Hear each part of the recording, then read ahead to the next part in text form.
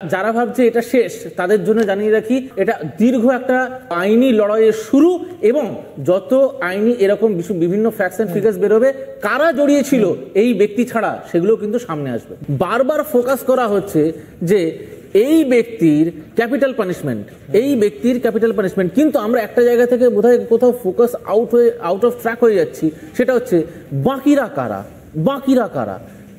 এই যে জাজমেন্ট বেরোলো এরপরে কিন্তু প্রশ্ন থেকেই যাচ্ছে, যতই ইনভেস্টিগেশন হোক, যতই অর্ডার বেরোক, যে এই ঘটনাটা যেভাবে স্ক্রিপ্টেড, যেভাবে মমতা বন্দ্যোপাধ্যায় ইনস্ট্রাকশন দিয়েছিল বিনীত গোয়েলকে এবং অতীন ঘোষকে সেই দিন 14 তারিখ রাতে অপারেশনটা করার জন্য, তারপরে যে এভিডেন্স মিটে গেছে, এভিডেন্স মোছা হয়েছে, তার যে তৎপরতা, সেইটার পরে কিন্তু একটা জিনিস পরিষ্কার, এই একজন ব্যক্তির পক্ষে এত বড় চিত্রনাট্যটা প্লে করা সম্ভব নয়। এর মধ্যে আরও বেশ কিছু ক্যারেক্টার্স আছে, সেই ক্যারেক্টার্সগুলো এখন সামনে আসেনি এবং আমার দৃঢ় ধারণা এরপরে এই আইনি লড়াই আরও চলবে, আরও বেশ কিছু জিনিস সামনে আসবে। আমি একটু ক্রোনোলজি বলে দিই। সেটা হচ্ছে, ফার্স্ট যখন অভয়ের মা বাবার কাছে ফোন যায়, তাকে বলা হয় সুইসাইড করেছে, ঠিক, first miss information. Next cremation হবে, তখন সবথেকে বড় এরকম ক্ষেত্রে মেডিকেল এভিডেন্স প্রিজার্ভ করার জন্য লাগে বডি, সেই শরীরটার থেকে বেশ কিছু জিনিস এক্সট্র্যাক্ট করে ফরেন্সিক এভিডেন্স হিসেবে যায় এবং সেখানেই 90% কেস সলভ হয়ে যায় যে অ্যাকচুয়াল কি হয়েছিল এই শরীরটার সঙ্গে, এই বডির সঙ্গে। কিন্তু সর্বপ্রথম যেটা করা হলো সেটা হচ্ছে এই বডিটাকে তড়িঘড়ি পুড়িয়ে দেওয়া হলো, ফিনিশ করে দেওয়া হলো। Now comes scene of crime. Crime সিনে কি কি ঘটেছিল? ক্রাইম সিন দেখা যাচ্ছে সেখানে কোনো এদিক ওদিক ছড়ানো নেই, খুব সুসজ্জিতভাবে একদম যেন নর্মাল এরকম crime scene. Crime scene cordon off করা, একটা পুলিশের স্ট্যান্ডার্ড অপারেশন প্রসিডিওর আছে যে ক্রাইম সিনে কেউ ঢুকবে না। কেন?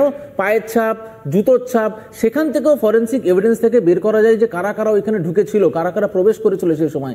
সেইটাকেও এমন করা হয়েছে যে ক্রাইম সিন তো প্রপারলি কর্ডন অফ করা হয়নি, সেখানে এত লোক ঢুকে গেছে যে তাদের পায়ের ছাপ এবং জুতোর ছাপটা রীতিমতো ওর উপরে ওভারল্যাপ হয়ে যাতে আরো এভিডেন্স ক্লিয়ার করা যায়। আর last but not the least, যেটা নবান্ন অভিযানে কয়েক হাজার পুলিশ মোতায়েন করে যে তৎপরতা কলকাতা পুলিশ দেখিয়েছিল, সেই পশ্চিমবঙ্গের পুলিশের তৎপরতা কিন্তু 14 তারিখ রাতে আমরা দেখতে পেলাম না, যখন শয়ে শয়ে লোক এসে ওই পুরো জায়গাটাকে ভেঙে তছনছ করে সেই সমস্ত প্রমাণ লোপাট করে ফেললো। কিন্তু আজকে যে চিত্র দেখতে পাচ্ছি, একদিকে যেরকম মুখ্যমন্ত্রী, অন্যদিকে পুলিশ মন্ত্রী হয়ে উনি যখন এই কথাগুলো বলছেন, তখন একটা জিনিস তো মনে পড়ে যাচ্ছে, এর আগেও এরকম ঘটনা ঘটেছে।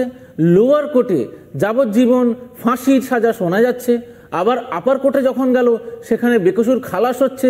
খালাস হওয়ার পরে সেই ব্যক্তি গিয়ে তৃণমূল কংগ্রেসের টিকিট পেয়েছে, সেখানে টিকিট পেয়ে সেখানে রাজনৈতিক লড়াই লড়েছে, সেটাও তো আমরা পশ্চিমবঙ্গেই দেখেছি। আবার যদি বলেন পুলিশ মন্ত্রী হয়ে তার আন্ডারে যে পুলিশ, সেই পুলিশের একটু গল্প বলে দিই। যখন এই পুলিশ ভ্যানে তোলা হয়, কি দরকার বলুন তো ওই পুলিশ ভ্যানটাকে চাপড়ানোর? কি চাপতে চাইছে, কোন আওয়াজ চাপতে চাইছে, কোন বিষয়ে চাপতে চাইছে যে যাতে কোনোভাবে এই সঞ্জয়ের আওয়াজটা সামনে না আসে? এক। দ্বিতীয়, আপনারা অর্ডার নিয়ে আজকে আমাদের আলোচনা হচ্ছে, এই অর্ডারেই তো লেখা আছে যে জিডি ওরা করেছিল, সেই জিডিতে সই যখন হয়েছিল, সেই সইয়ের সময় সেই ওসি ওখানে ছিল না, অন্য জায়গায় 3টের সময়, এবং ক্যাটাগরিক্যালি লেখা আছে যে this is illegal, it cannot be like this, সেটা অর্ডারে ক্লিয়ারলি লেখা আছে।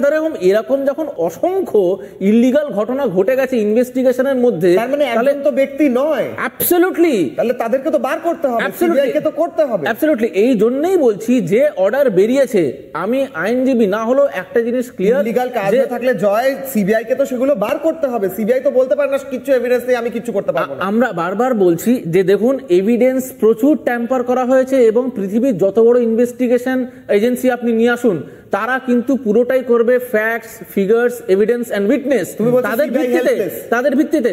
দেখুন, এক জায়গায় গিয়ে তো অবভিয়াসলি হেল্পলেস।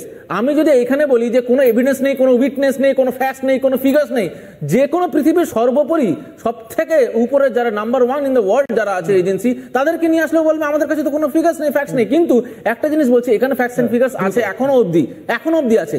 তার জন্যই বলছি যে এরকম বেশ কিছু এরকম ফাইন্ডিংস এই জাজমেন্টে আছে, যেখান থেকে মনে হয় আবার এর একটা আইনি লড়াই বড় জায়গায় যাবে এবং আরো ফ্যাক্টস এন্ড ফিগার্স বেরোবে।